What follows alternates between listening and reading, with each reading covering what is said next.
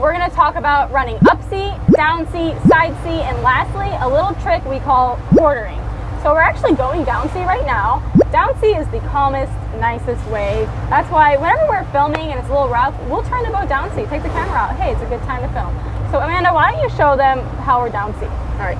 What down sea means is that the waves are coming at our transom. So if you look right here, you see the waves breaking at our transom. The waves are traveling this way, so we're traveling in the same direction as the waves. You see, here's the wave, they pick up and they break. They pick up and they break. So we're traveling in the same direction as the waves. That's what down sea means. Basically, what the boat is doing is it's surfing the waves. When you're going down sea at an idle speed, there's really not much to worry about. I got the boat pretty much just in gear, a little bit past idle, and we're cruising, and it's nice and comfortable. We're actually not getting wet, but if we turn this boat around, we would definitely get wet at this speed. However, what if we want to go fast? How do we drive down sea? The number one thing that I will tell you is bring the bow up, and how we're going to do that is with trim tabs. So we're going to take the trim tabs and we're going to get the bow up. So here are my trim tabs, and what I'm going to do is I'm going to hold them. Can you see this okay, Amanda? Yep, I can see it. I'm going to hold them down like this, and that bow is going to come up. You want your bow all the way up, as high up as you can when traveling down sea. You don't want to put your trim tabs down because that's going to force the bow of your boat to nosedive into the waves, and that's dangerous. So if we didn't have the bow up and we were running down sea, the bow, if you think about it, the boat will be maybe a little bit like this. And we're going with the waves, so what you're going to do is you're going to stuff your bow, because it's like we're going down a wave and the boat's down, boom! And that's going to keep happening over and over again. And that's very uncomfortable. So you want the bow up so that way the waves are pushing you down, but the boat's a little bit higher, so that way by the time you come off of a wave and onto the next one, the bow is up to catch the next wave. Let's say the waves are massive, okay? Guys, you don't want to be riding the front of a wave, because that is definitely going to push your bow. You don't want to surf. No surfing. We're not surfing here, guys. So what we want to do is, let's say my arm is a wave and this is the boat. You want to be riding the back of the wave until that wave dies, and then you want to get on the next one and ride it until it dies. And that's going to kind of determine the speed that you run at. If you're running too fast, you're going to ride over a wave into the next one, and you're just going to nosedive, and you're going to continue to do that. You want to ride the backs of those waves constantly, so it's naturally keeping the boat up in a comfortable position. If the waves aren't too big, then you can probably run on plain, keep the bow up, and you won't have to worry too much. But guys, a lot of this depends on the size of the boat you have, the type of the boat you have, and the size of the wave. Basically, to sum that up, if you have very, very large waves, you need to stay on the back of the wave. You don't want to get ahead of the wave and surf it. The other thing to think about is how fast you go. So when you're traveling down sea, you can travel as fast as you want comfortably, which is going to depend on your boat size. As long as your bow of the boat isn't diving into the waves in front of you, you're okay. That's the best rule of thumb I could think of. Let's put this into action. You guys saw me trim my bow so that way it's going to come all the way up. I'm going to get on plane and I'm going to find that comfortable running speed, and I'll let you know what it is. For a 32 Intrepid, I would say we have 2 to 3 foot seas out here right now, and I'm going to be going with the waves. All right, here we go. Ready, Amanda? Yep.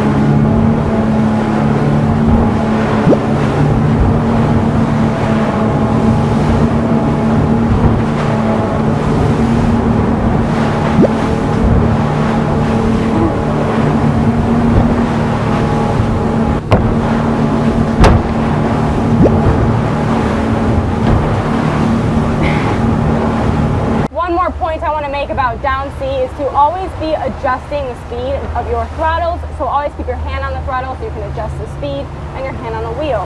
For example, if you're on the back of a wave and the wave is starting to go faster than you and you're drifting behind, and that next wave is about to come over you, speed up, stay on the back of that wave.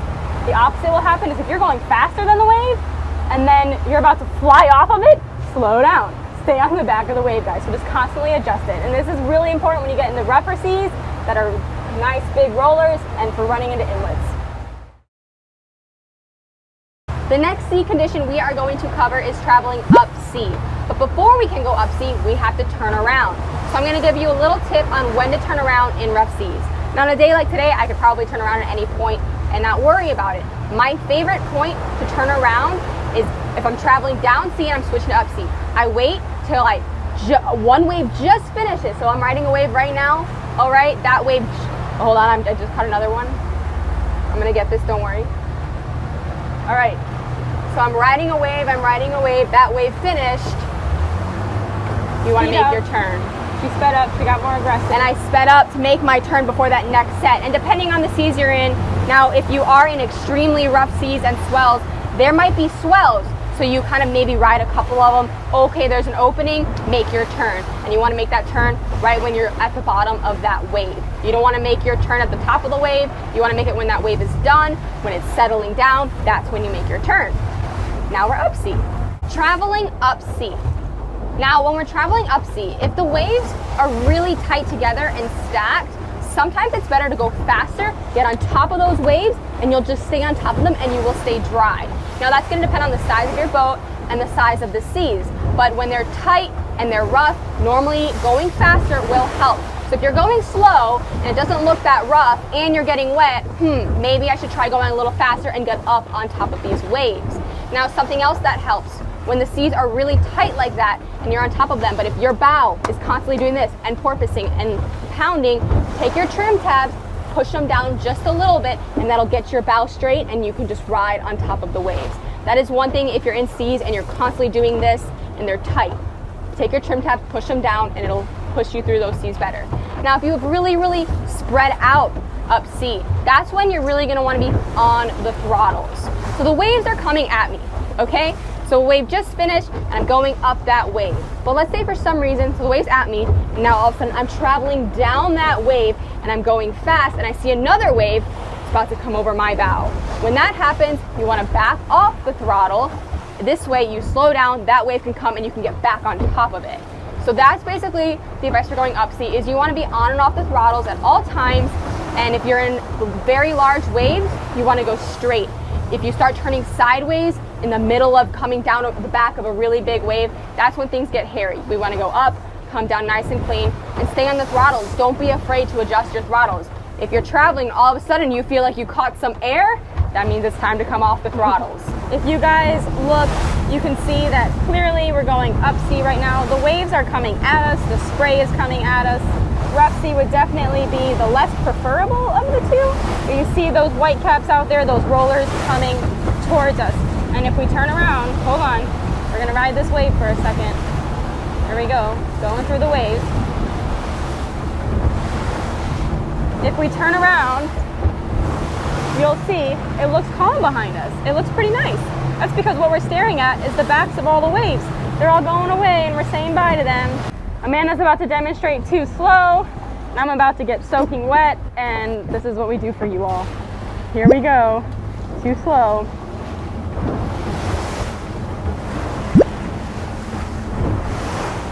Oh boy, getting wet. Just took a wave.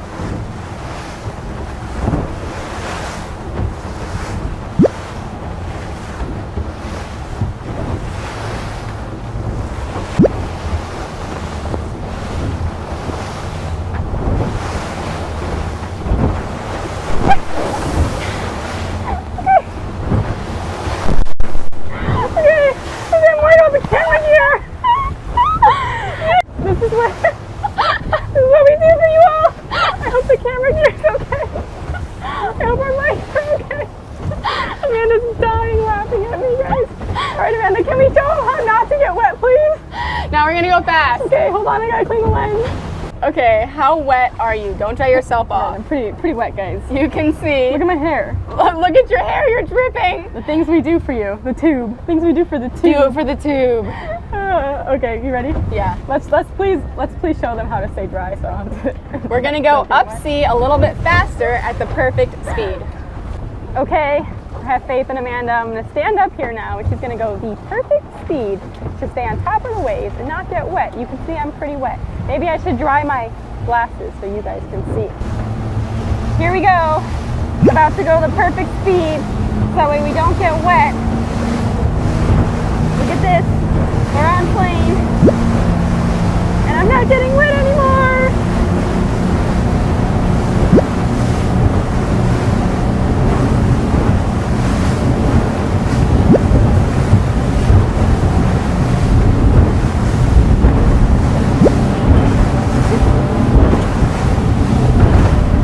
Just for reference, when I was going up sea and I was going 7 knots, Emily was getting soaked.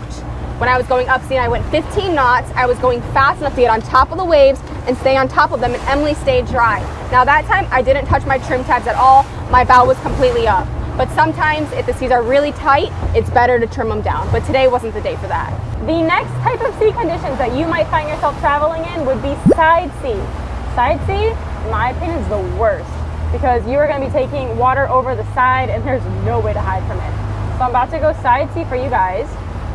And that's when the boat is going to rock like this.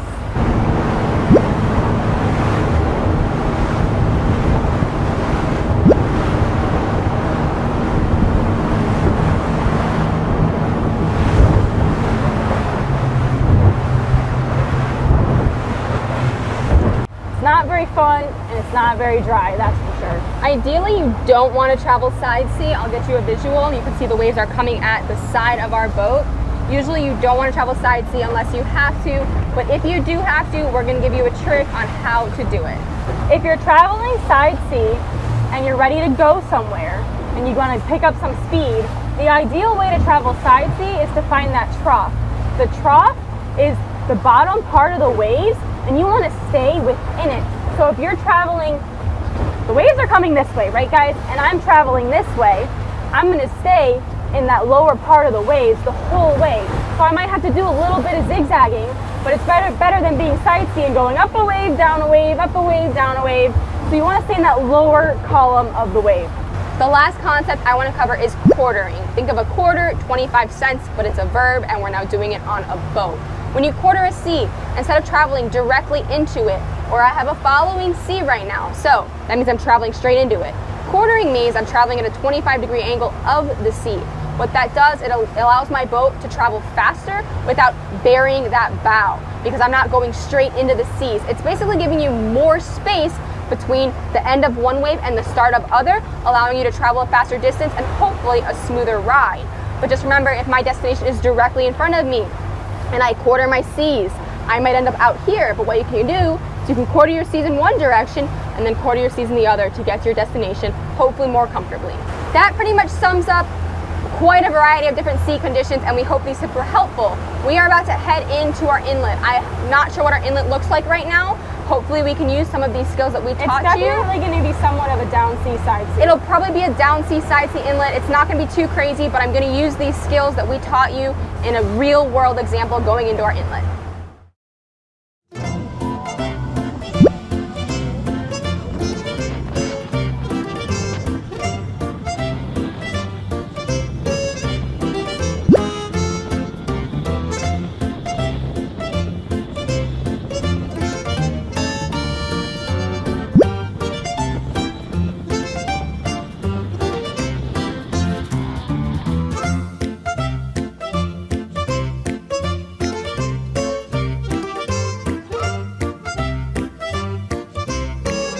We made it into the inlet. Thankfully today the inlet, it really didn't have big swells that I needed to ride in. It was actually really choppy and short waves today, so sometimes those are inlet days where you just gotta kind of go straight through them, and that was what today was. It wasn't these big swells that I had to worry about, so that was good. Thankfully, an easy inlet today.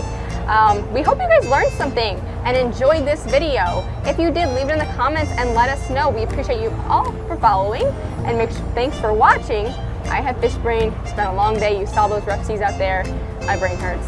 Thank you for following, and thank you for watching, and make sure you follow Gale Force Twins on Facebook, Instagram, YouTube, and TikTok.